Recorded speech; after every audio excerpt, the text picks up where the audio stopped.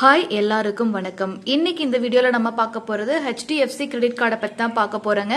அதுக்கு முன்னாடி நம்ம சேனலை இதான் ஃபர்ஸ்ட் டைம் பாக்குறீங்கன்னா சப்ஸ்கிரைப் பண்ணிட்டே பாருங்க. நியூ அப்டேட்ஸ் பினான்சியலா என்னென்ன வருது, அதே சமயம் கிரெடிட் கார்டு சம்பந்தமா எந்தெந்த பேங்க்ல எந்தெந்த போஸ்ட் ஆஃபீஸ்ல எந்தெந்த ஸ்கீம்ல போட்டீங்கன்னா உங்களுக்கு நல்ல இன்ட்ரெஸ்ட் ரேட் கிடைக்கும் அப்படின்னு சொல்லிட்டு நிறைய விஷயங்களை சொல்லக்கூடிய சேனல் நம்மளோடது. ஸோ கண்டிப்பா சப்ஸ்கிரைப் பண்ணி வச்சிட்டீங்கன்னா உங்களுக்கு ஹெல்ப்ஃபுல்லா இருக்கும். ஓகே, HDFCல அதுவும் முக்கியமா கிரெடிட் கார்டு செக்ஷன்ல நிறைய அப்டேட்ஸ் வந்திருக்கு. ஆகஸ்ட் மாசமே ஒரு சில அப்டேட்ஸ் வந்திருக்கு. செப்டம்பர் 1ல இருந்து எஃபெக்டிவ் ஆகக்கூடியது ஒரு சில அப்டேட்ஸ் வந்திருக்கு.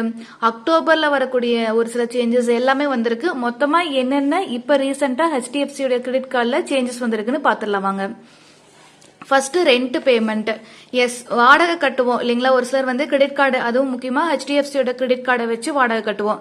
இப்போ நீங்க CRED, Paytm, Cheq, MobiKwik and Freecharge இப்படி எல்லாம் இருக்கு இல்லைங்களா, தேர்ட் பார்ட்டி ஆப், அது வழியா நீங்க வந்து ரெண்ட் பே பண்றீங்க. அதுக்கப்புறம் அதுக்கு வந்து கிரெடிட் கார்டுல இருந்து நீங்க டிரான்சாக்ஷன் பண்ணிக்கிறீங்க கிரெடிட் கார்டு நம்பரை வச்சு அப்படின்னா அதுக்கு நீங்க டிரான்சாக்ஷன் அமௌண்ட்ல நீங்க 1% நீங்க ஃபீஸா கட்டணும் அப்படின்னு சொல்லியிருக்காங்க. பர் மந்த் தான் இது வந்து சொல்றாங்க, ரைட்டுங்களா. அண்ட் மேக்சிமம் நீங்க வந்து எவ்வளவு ஃபீஸ் வந்து அதாவது சார்ஜ் வந்து பிடிப்பாங்க அப்படின்னா 3000 ரூபாய் தான்.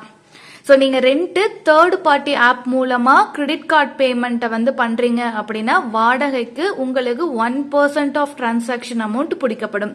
இது வந்து ஆகஸ்ட் 1ல இருந்தே வந்துருச்சுங்க. சோ பாத்துக்கோங்க, இதுக்கு மேல HDFCயோட கிரெடிட் கார்டுல எவ்வளவு அமௌண்ட் பே பண்றீங்களோ ரெண்ட்டுக்கு அதுக்கு வந்து 1% நீங்க வந்து ஃபீஸ் பே பண்ண வேண்டியதா இருக்கும்.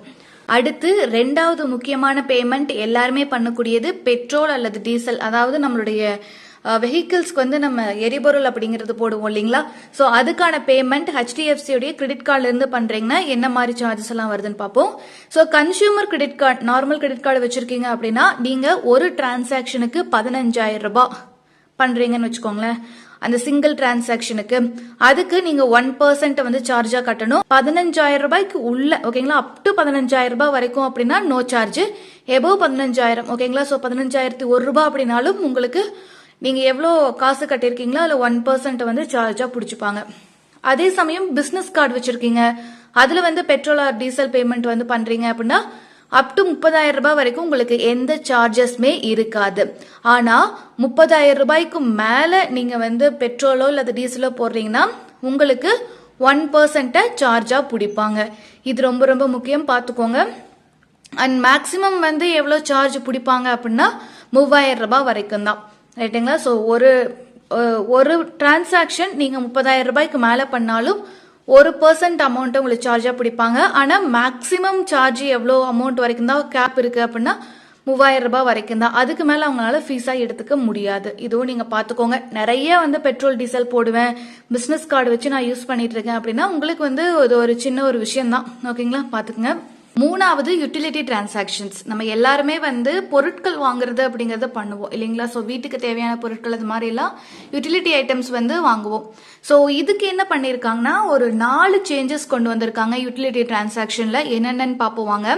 சோ ரிவார்ட் பாயிண்ட்ஸ்ல வந்து ஃபர்ஸ்ட் கேப், அதாவது வந்து இவ்வளவு ரிவார்ட் பாயிண்ட்ஸ் தான் கொடுப்பேன் அப்படின்னு சொல்லி வச்சிருக்காங்க.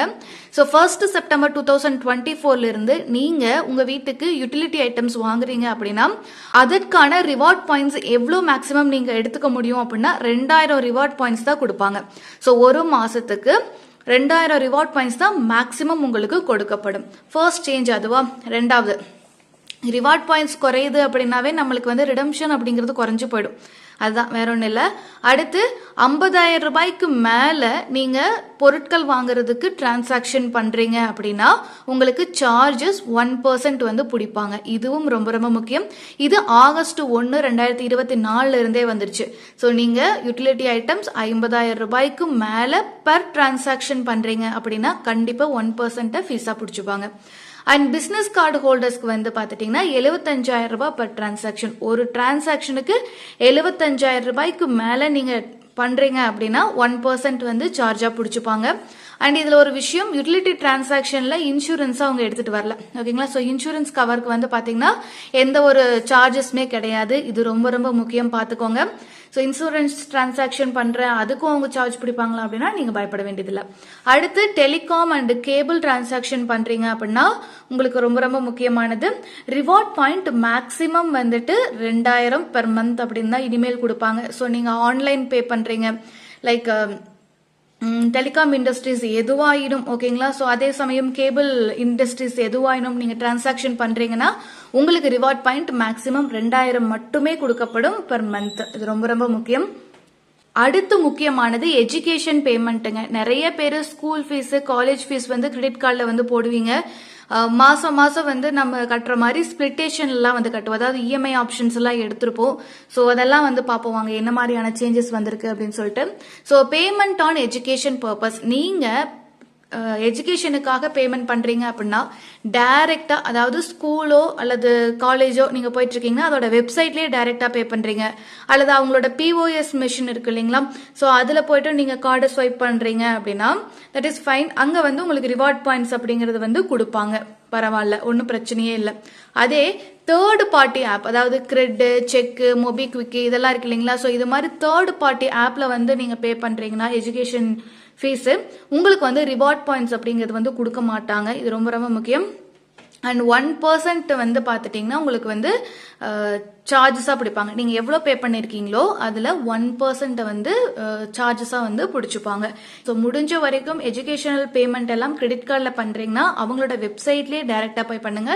தேர்ட் பார்ட்டி ஆப்பில் வந்து பண்ணாமல் முடிஞ்ச வரைக்கும் அவாய்ட் பண்ணிக்க பார்த்துக்கோங்க. அடுத்து ஆப்பிள் ப்ராடக்ட்ஸ் வாங்குவாங்க இல்லைங்களா ஒரு சிலர், அவங்களுக்கான ஒரு அப்டேட் தான் இன்ஃபீனியா கிரெடிட் கார்டு அப்படின்னு ஹெச்டிஎஃப்சி கொடுக்குறாங்க இல்லைங்களா. ஸோ அந்த இன்ஃபீனியா கிரெடிட் கார்டு ஹோல்டர்ஸ்க்காக இந்த ஒரு சின்ன சேஞ்ச் நீங்க தெரிஞ்சுக்கணும். நீங்க ஒவ்வொரு மாசமே, அதாவது முதல்ல வந்துட்டு எத்தனை ஆப்பிள் ப்ராடக்ட்ஸ் வேணாலும் வாங்கலாம், அதுக்கு வந்து நீங்க பாயிண்ட்ஸ் ரெடீம் பண்ணிக்கலாம் இல்லையா. இப்போ வந்துட்டு எவ்ரி குவார்ட்டர், அதாவது ஃபினான்ஷியல் இயர்ல ஒவ்வொரு குவார்ட்டர்லயும் நீங்க ஒரே ஒரு ஆப்பிள் ப்ராடக்ட் தான் வாங்க முடியும். நீங்க எத்தனை நாள் வாங்கிக்கலாம், பட் ஒரே ஒரு ஆப்பிள் ப்ராடக்ட்டுக்கு மட்டும்தான் நீங்க ரிவார்ட் பாயிண்ட்ஸை வந்து யூஸ் பண்ணிக்க முடியும் அப்படின்னு சொல்லியிருக்காங்க. ஸோ ஒரு ஆப்பிள் ப்ராடக்ட் வாங்குறீங்கன்னா ஒரு 3 மாசத்துக்குள்ள வாங்கணும். அடுத்த 3 மாசத்துக்குள்ள தான் வந்து பார்த்துட்டீங்கன்னா எகைன் வந்துட்டு இன்னொரு ஆப்பிள் ப்ராடக்ட் அப்படிங்கறத வந்து வாங்குற மாதிரி இருக்கும். இந்த சேஞ்ச் வந்து October 1, 2024 இருந்து எஃபெக்ட்டுக்கு வருது. அடுத்து தனிஷ்கோட வவுச்சர்ஸ் வந்து நீங்க யூஸ் பண்ணிக்கலாம் அப்படின்னு வந்து சொல்லியிருப்பாங்க. இதுவும் வந்து இன்ஃபீனியா கிரெடிட் கார்டு ஹோல்டர்ஸ்க்காக தான். October 1ல இருந்தா இதுவுமே எஃபெக்ட்டுக்கு வருது. என்ன அப்படின்னு பாத்தீங்கன்னா, நீங்க தனிஷ்குல போயிட்டு நீங்க ப்ராடக்ட்ஸ் வாங்குறீங்க, அதாவது கோல்டு ஏதாவது பர்ச்சேஸ் பண்றீங்க அப்படின்னா மேக்சிமம் 50,000 பாயிண்ட்ஸ் தான் நீங்க ரெடீம் பண்ணிக்க முடியும் ஒரு குவார்டருக்கு, ரைட்டுங்களா.